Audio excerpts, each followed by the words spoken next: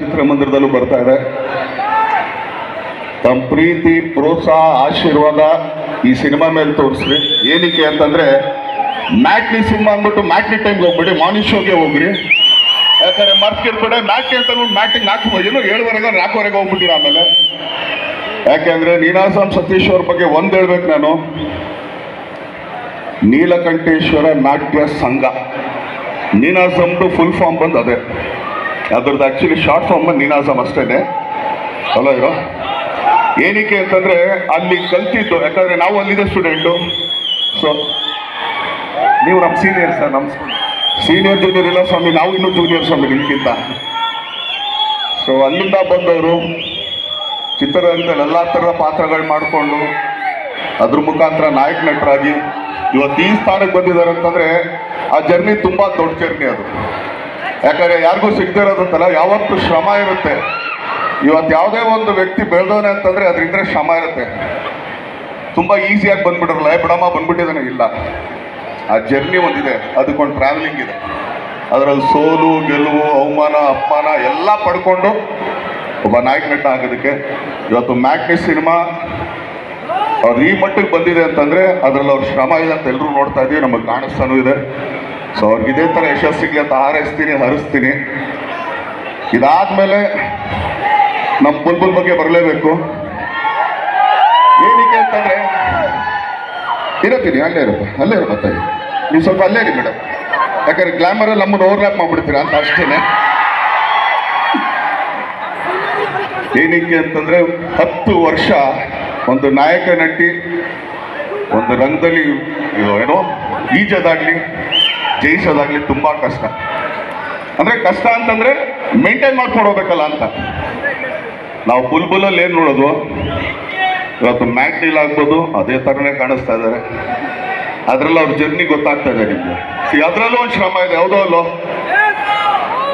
10 ವರ್ಷ ನಮ್ಮಲ್ಲಿ ನಮ್ಮ ಇಂಡಸ್ಟ್ರಿನ ತಗೊಂಡ್ಬಿಟ್ರೆ ಅಂದ್ರೆ ಹಳೆ ತಲೆಮಾರು ಇರ್ತಾರೆ. ಈಗಿನ ತಲೆಮಾರಲ್ಲಿ 10 ವರ್ಷ ಯಾವ್ದಾರು ನಾಯಕ ನಟರು ಇದಾರ?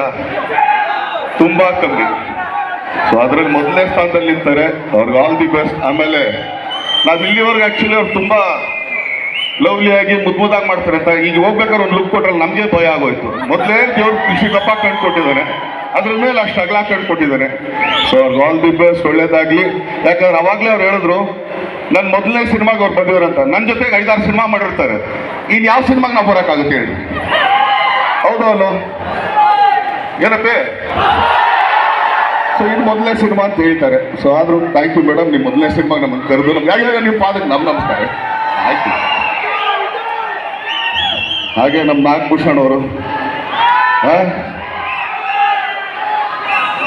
ಅವ್ರು ಇಂಜಿನಿಯರು, ಆದರೆ ತುಂಬ ಮುದ್ದಾಗಿ ಮಾತಾಡ್ತಾರೆ. ಅವ್ರು ಆ್ಯಕ್ಚುಲಿ ಅವ್ರು ಮಾತಾಡೋ ಸ್ಟೈಲೇ ನಂಗೆ ಭಾಳ ಇಷ್ಟ.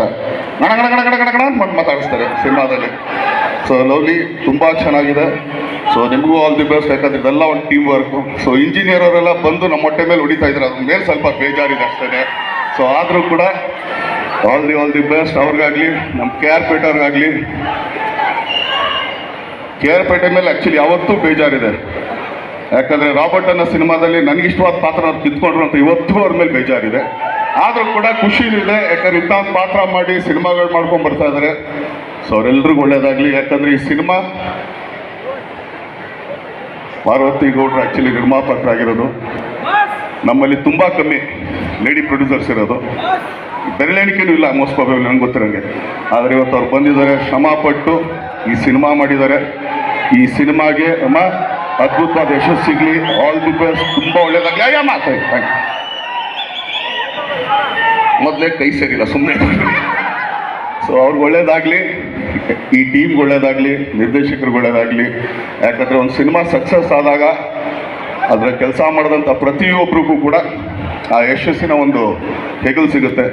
ಸೊ ಮ್ಯಾಟ್ನಿ ಸಿನಿಮಾ ತುಂಬ ದೊಡ್ಡ ಯಶಸ್ಸಾಗಲಿ. ಯಾಕಂದರೆ ಹಾರರ್ ಟ್ರೆಂಡಿಗೆ ಆ್ಯಕ್ಚುಲಿ ಸ್ವಲ್ಪ ಇಲ್ಲ. ಸೊ ಮೋಸ್ಟ್ಲಿ ಹಾರರ್ ಸಿನಿಮಾ ಅಂತಂದರೆ ಇದೆ ಅಂತ ಕಾಣಿಸ್ತದೆ ಈ ವರ್ಷಕ್ಕೆ. ಸೊ ಇದು ತುಂಬ ದೊಡ್ಡ ಯಶಸ್ಸು ಸಿಗಲಿ ಅಂತ ತಮ್ಮ ಪ್ರೀತಿ, ಪ್ರೋತ್ಸಾಹ, ಆಶೀರ್ವಾದ ಇದೇ ಥರ ಎಲ್ಲರ ಮೇಲೆ ಅಂತ ಕೇಳ್ಕೊಳ್ತೀನಿ. Thank you. ತುಂಬ ಧನ್ಯವಾದ. Thank you.